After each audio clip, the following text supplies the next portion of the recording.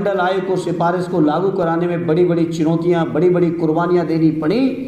जाति जनगणना कराने में भी इतनी ही कुर्बानियां हमें और आपको, हमारी पीढ़ी को देनी पड़ेंगी। इस बात के लिए अगर आप मानसिक तौर पे तैयार होंगे तो निश्चित तौर पे आने वाले समय में आप हक और न्याय और अधिकार जरूर हासिल कर पाओगे।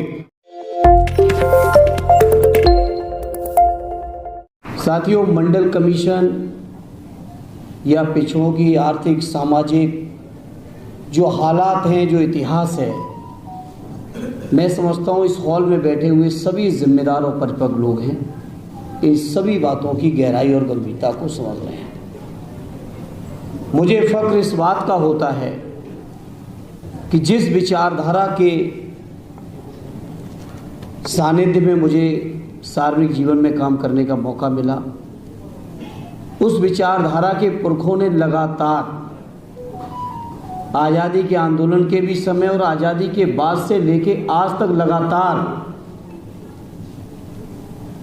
पिछड़ों के हक की, दलित भाइयों के हक की, माइनॉरिटी के साथियों के हक अधिकारों की लड़ाई, आदिवासियों के हक और लड़ाई को लड़ने में कहीं कोई कसर और कोताही नहीं की। साथी रतनलाल जी जैसे जहां लोग हों, निश्चित तौर पे लगातार हर मूवमेंट, हर विचारधारा या राजनीति करने वाले लोगों के सामने हर नए दिन बेहतर से बेहतर करने का एक स्कोप बना रहता है। और मैं समझता हूँ जितनी बातें यहाँ के वक्ता साथियों ने चर्चा की, मैं कोशिश करूँगा, और मैं ही क्या कोशिश करूँगा, हमारे नेता माननीय अखिलेश यादव जी लगातार कोशिश कर रहे हैं कि आप लोगों की इस उम्मीदों को हम लोग राजनीतिक तौर पर पूरा कर सकें। ये मैं इस हॉल में उपस्थित सभी लोगों को विश्वास और भरोसा दूंगा। मुझे याद है, प्रोफेसर रतनलाल जी को भी याद होगा, सुधांशु जी को याद होगा, लक्ष्मण भाई भी थे, जब 13 पॉइंट रोस्टर का एक इशू आया था और पहला सेमिनार अगर कहीं हुआ था तो दिल्ली यूनिवर्सिटी के गेट पे हुआ था। स्वर्गीय शरद यादव जी भी उस समारोह में मौजूद थे और बहुत छोटे कार्यक्रम से शुरुआत हुई थी, लेकिन जब वो आंदोलन बना तो एक ऐसा आंदोलन बना कि जब तक उस फैसले को सरकार से वापस नहीं करा लिया गया तब तक उस आंदोलन को जारी रखने का काम इसी दिल्ली की सड़कों पे हुआ था। मैं आज इस मौके पर भरोसा दिलाता हूं आदरणीय अखिलेश यादव जी की ओर से, समाजवादी पार्टी की ओर से, जातिगत जनगणना का हक अधिकार जब तक हम लोग नहीं दिला लेंगे तब तक इस संघर्ष राजनीतिक तौर पर जारी रहेगा।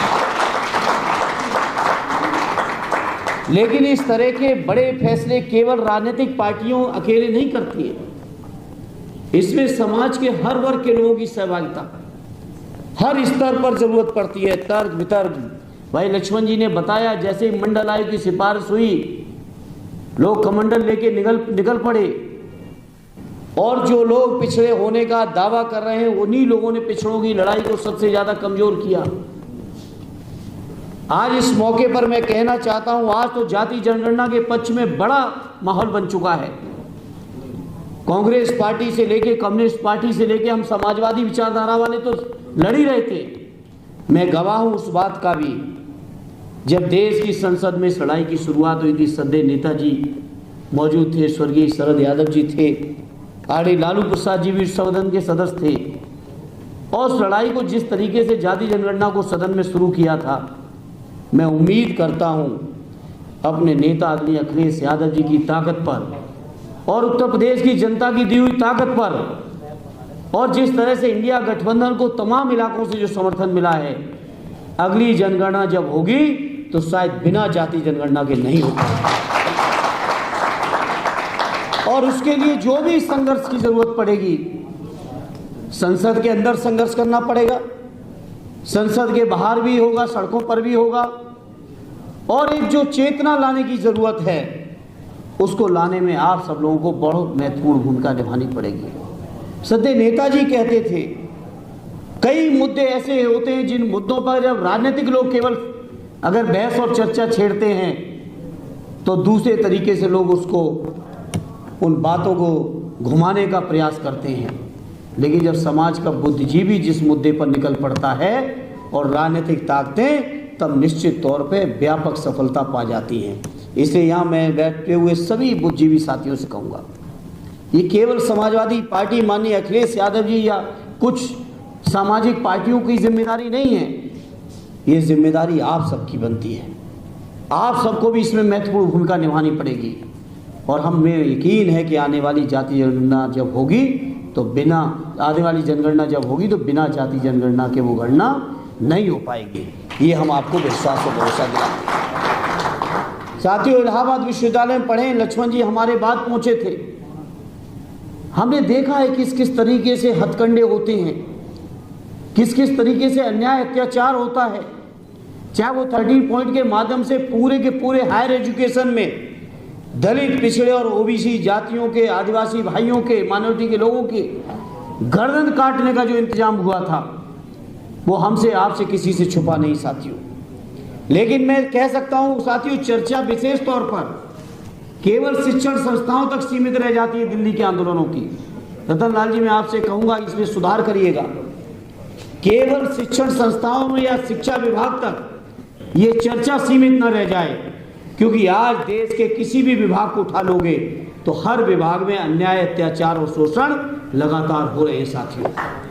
हर शोषण के खिलाफ हमें और आपको लड़ना पड़ेगा, क्योंकि आज केंद्र की सरकार हो, प्रांतों की सरकारें हो, कुछ चुनिंदा सरकारों की बात में नहीं करता, अधिकांश सरकारें आज प्रांतों में भी ऐसी बैठी हुई हैं। केंद्र की तो बैठी है जो कैसे आरक्षण के हक को खत्म किया जाए, कैसे मंडल आयोग की मूल भावना को खत्म कर दिया जाए, इस बात के लिए लगातार षड्यंत्र हो रहे हैं। आज ये क्या है एनएफएस, नॉट फाउंड सुटेबल, बताओ क्या है, क्या है बताओ लेटरल एंट्री, किस तरीके से कमीशन काम कर रहे हैं। मैंने तो कई बार सदन के अंदर भी कहा और आज इस मंच से भी कह रहा हूं, मैं जानता हूं कि जो आयोगों में हमारे अभ्यर्थी जाते हैं इस वर्ग के लोग, ओबीसी, एससी, एसटी और माइनॉरिटी के, उनके साथ भी कितना सौतेला व्यवहार हो रहा है कि ये किसी से छुपा नहीं है साथियों। इस लड़ाई को व्यापक लड़ाई मान के निश्चित तौर पर इस लड़ाई का अगर कोई पहला टूल है तो जाति जनगणना है। आरडी अखिलेश यादव जी ने कई मौकों पर कहा कि देश के अंदर जाति जनगणना कर लो और 100% आरक्षण कर दो, जिसकी जितना भी संख्या है उतनी ही सबको आरक्षण दे दो, जिससे किसी भी को ये कहने का हक और अधिकार ना बचे कि हमारे साथ अन्याय हो रहा है। हम पिछड़े वर्ग के लोग, हम दलित वर्ग के लोग, हम आदिवासी लोग, हम लोग बड़े दिल के लोग हैं। हम नहीं चाहते किसी के साथ अन्याय करना, हम नहीं चाहते किसी के साथ सौतेला व्यवहार करना, लेकिन हम ये जरूर चाहते हैं कि देश के जो इतना बड़ा वर्ग है, इस वर्ग का भी न्याय, हक और अधिकार पूरी तरह से मिलना चाहिए। ये हम जरूर चाहते हैं साथियों। साथ ही संदीप जी ने चर्चा की, अपने बहुत संक्षिप्त वक्तव्य में ही चर्चा की, क्योंकि हालत ये है देश की जितनी आर्थिक संपदा है, देश की जितनी व्यापारिक संपदा है, देश की जितनी भी की पोस्टें हैं, हर की पोस्ट पर, हर संपदा पर दलित, पिछड़े और आदिवासी और मुसलमान भाइयों के साथ सौतेला व्यवहार लगातार करने का प्रयास हो रहा है। ये बीजेपी के लोग जो भाषणों में, मंचों पे जाके, चुनावों में जाके पिछड़े बन जाते होंगे, लेकिन बड़ी जिम्मेदारी से कह रहा हूं, 15 साल का मुझे भी संसद का अंदर का अनुभव है। जब दलित पिछड़ों के हक का सवाल आता है तो हर मामले पे लगड़ी मारने का काम कोई करता है तो भारतीय जनता पार्टी और उनके गठबंधन के लोग करते हैं साथियों। ये लड़ाई बड़ी है, इस बड़ी लड़ाई में ये तो शुरुआत है, चर्चा हो रही है, बहुत खुशी है मुझे। संदीप जी और उनके जो भी साथी हैं उनको मैं धन्यवाद देता हूं कि इस तरह की चर्चा की शुरुआत उन्होंने की है, लेकिन ये तो शुरुआत है। जैसे मंडल आयोग को, सिफारिश को लागू कराने में बड़ी बड़ी चुनौतियां, बड़ी बड़ी कुर्बानियां देनी पड़ी, जाति जनगणना कराने में भी इससे ही कुर्बानियां हमें और आपको, हमारी पीढ़ी को देनी पड़ेंगी। इस बात के लिए अगर आप मानसिक तौर पे तैयार होंगे तो निश्चित तौर पे आने वाले समय में आप हक और न्याय और अधिकार जरूर हासिल कर पाओगे, और कुर्बानियां देने से बचोगे तो केवल ये रस्म अदायगी रह जाएगी, केवल चर्चा तक रह जाएगा, केवल चिंतन तक रह जाएगा, व्यवहारिक तौर पर आप उसको लागू करा नहीं पाओगे। ये मैं बड़ी जिम्मेदारी से कह रहा हूँ। इसे मेरे साथियों जो इन मुद्दों पर गंभीर हैं, जो इन मुद्दों के प्रति समर्पित हैं, उनको मैं समझता हूँ बड़ी बड़ी चुनौतियों से लेकर बड़ी बड़ी कुर्बानियों के लिए तैयार रहना पड़ेगा।